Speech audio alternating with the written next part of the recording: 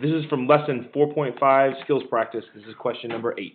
And I rewrote this expression up here because they're trying to get you to write this equation as a function. So this is the general equation you'd use to find a geometric series.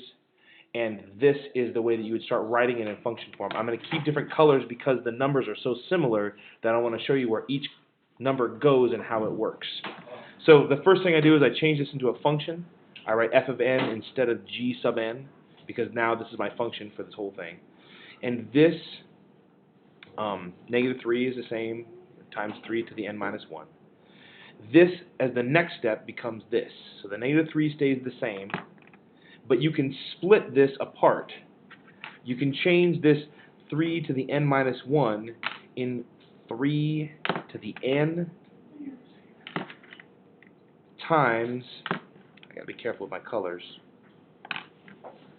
3 to the minus 1.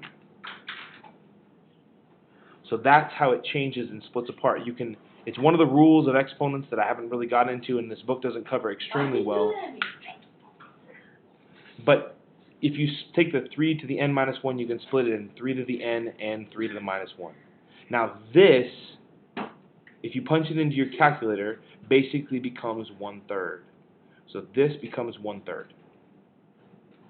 And that's going to show up like this. I'm going to rewrite it as the next step. Negative 3 times 3 to the n times 1/3.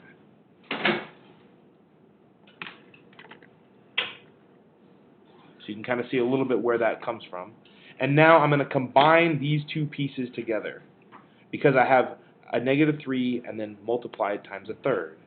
Just as a little reminder, negative 3 times 1/3. If you do this, you can, to multiply fractions, you have to remember that this negative 3 is a fraction over 1. And to multiply them together, you multiply it across the top. So negative 3 times 1 is negative 3. 1 times 3 is positive 3. And negative 3 divided by 3 becomes just negative 1. So these two together become negative 1.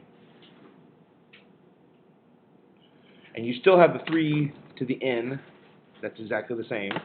So this negative 3 is times 3 to the n. And all of that is still equal to f of n. And there you've got your basic function. F of n is equal to negative 3 times 3 to the n power. So the basic way of doing it is to take it, break apart this 3 to the n minus 1 into the two different pieces, and then turn this one into a fraction. So basically put this 3 on the bottom down here. Maybe I should erase that and change it into a green. Then, after you've changed this thing into the fraction 1/3, or whatever the fraction is, you multiply it times your original number here, and that becomes a new number. You have to do multiplication of fractions. Or you could also say this number divided by this number, because that's what it ends up being. When that's finally done, you end up that being negative 1 times 3 to the n. So that's how you turn this into a function. Now to graph the rest of it out, the simplest way is to basically start an xy table. Or in this case, I should say n and f of n. Angelica, would you please call the office? Angelica, call the office. Yeah, that's nice to have that in the background. The simplest thing to understand is if n is equal to 1, the first term in this is going to be this negative 3. So that means this is going to be negative 3 over here. And then my growth in this thing is a positive 3. So this right here is my growth. I'll write this in here. This is my growth. And this here is my first term.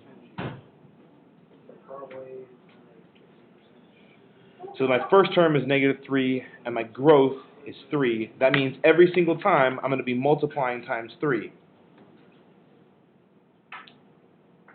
So the next one here, when my n is equal to 2, then this is going to be multiplied times 3, and that's going to end up giving me negative 9. It's going to keep on going down by multiplying by 3. Negative 9 times 3 is negative 27. That's my third term.